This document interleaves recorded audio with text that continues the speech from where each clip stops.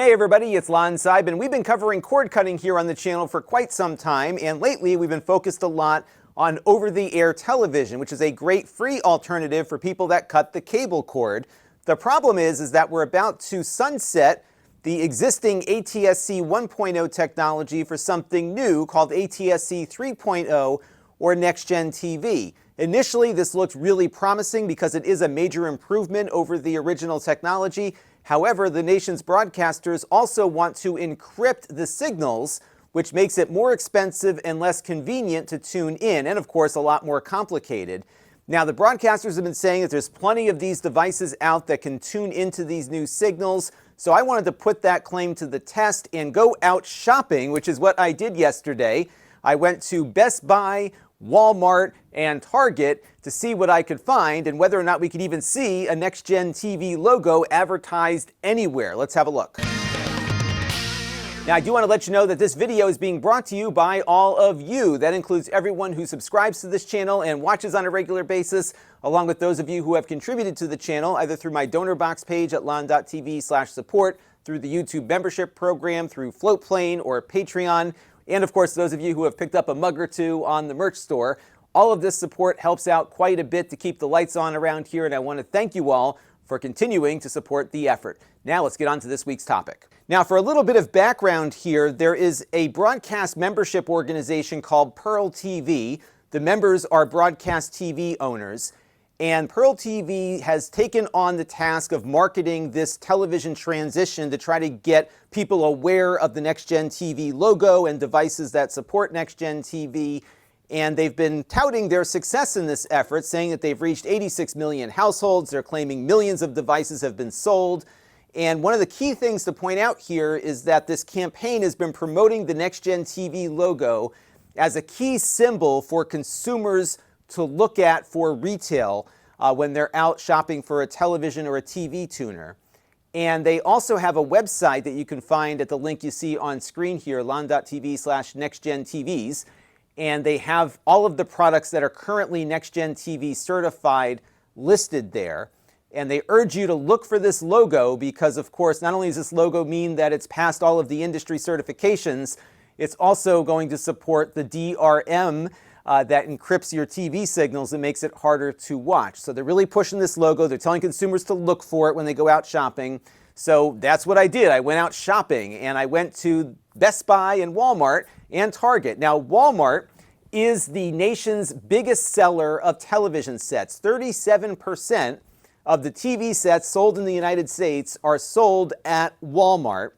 And so why don't we dive into my trip to Walmart first and see what we found. Now, what I found at my local Walmart was that they had a good selection of TVs, but they didn't carry any of the high-end televisions. So we had Samsung and LG and Hisense and TCL. I think they have some ON televisions now there as well, but nothing that was going to support ATSC 3 or NextGen TV.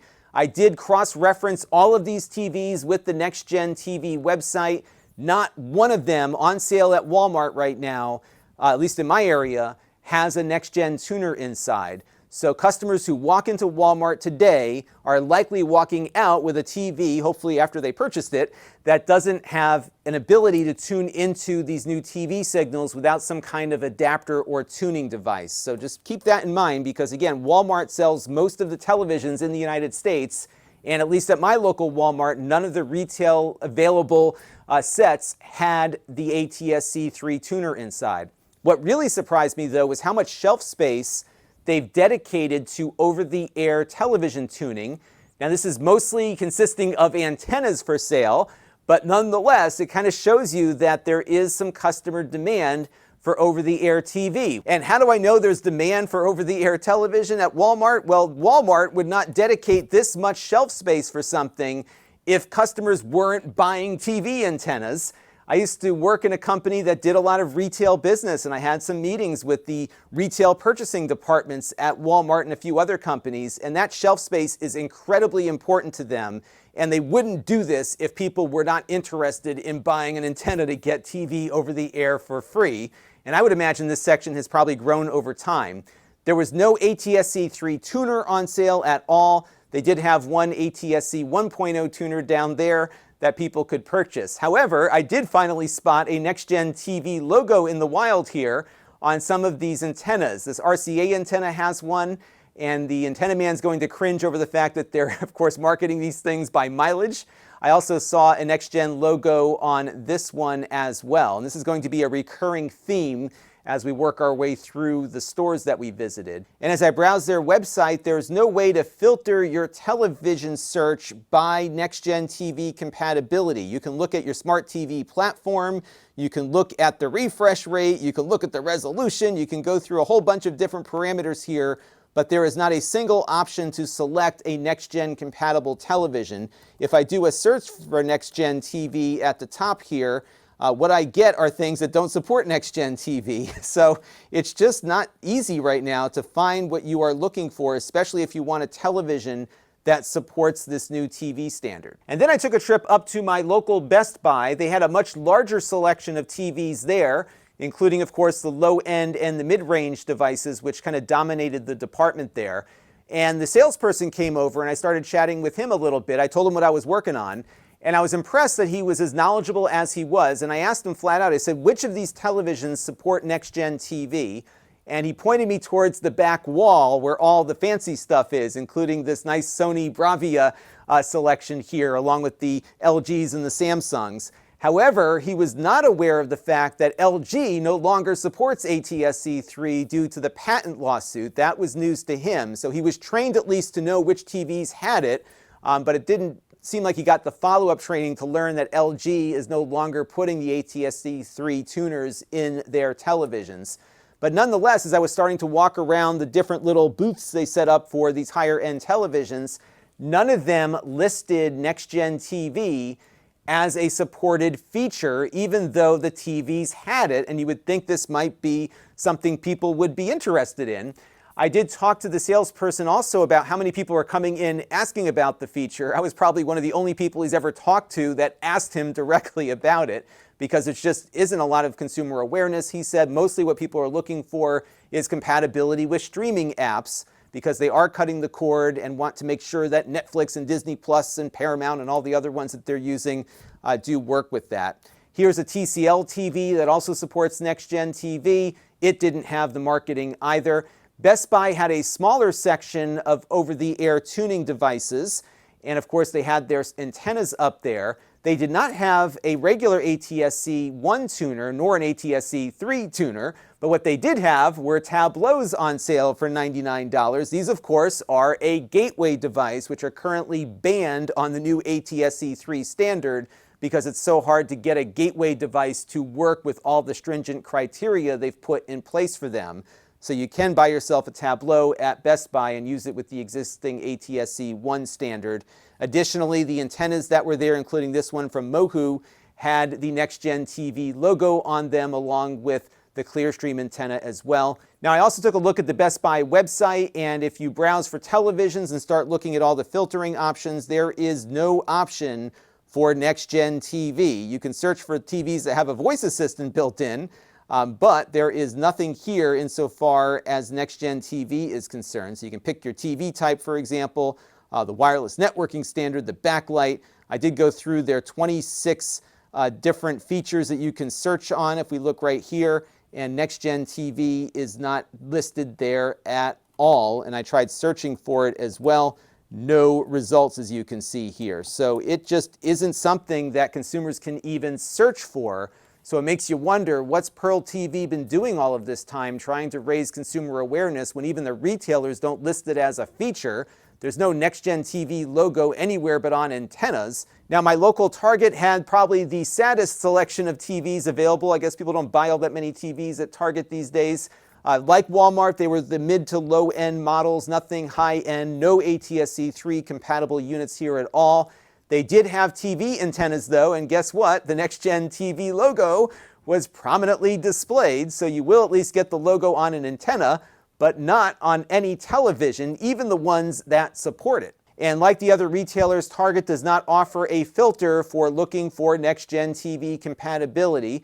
If we go down to their filters, you can see it's just the basics here, although you do have some deeper dives like refresh rate, resolution, and some of the other core features, but again, nothing that lists the NextGen TV compatibility. But what about Amazon? They stock a lot of stuff and therefore need a lot of filtering options. But guess what? Not one of these filtering options gives you the ability to select NextGen TV. And some of these go pretty deep here, including what screen mirroring technology they support, whether or not it has a USB-C port.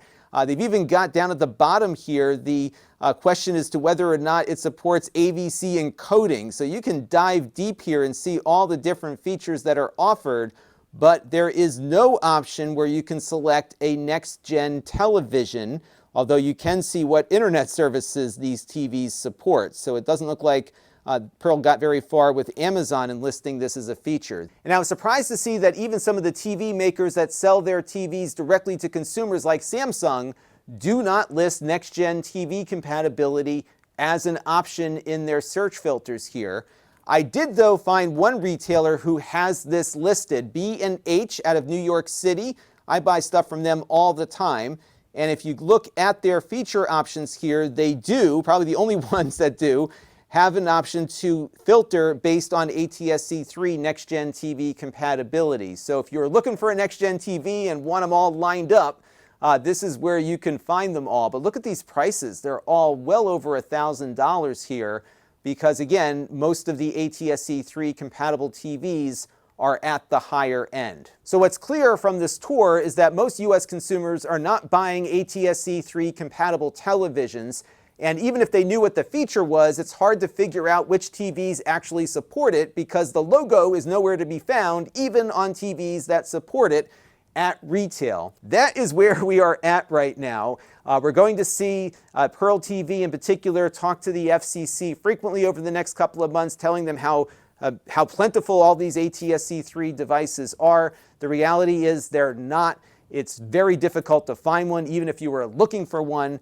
And I think we've got a lot more work to do here before things get settled out. What's really unfortunate about this is that the antenna man, me, all the other consumer electronics and cord cutting folks out there on YouTube and other social media platforms would be singing the praises of this new standard, because if the DRM wasn't on board, there's a lot to be really excited about here that I think would provide consumers a lot of options for keeping their local network TV while cutting out expensive cable bills. But that's not been the case here. So instead, we've spent the last 2.5 years talking about how bad this DRM is, as opposed to letting consumers know that they've got some great options for over-the-air television. But this is the path that the broadcasters have chosen. And what they have said to the FCC is that we're a very small minority and that we're just astroturfing all of this. You can look back at my prior content to learn more. That's not the case. We wanted to be helpful here, and there is still time to roll back this stupid DRM standard and make TV work for everyone. That will do it for this one. Until next time, this is Lon.TV. Thanks for watching.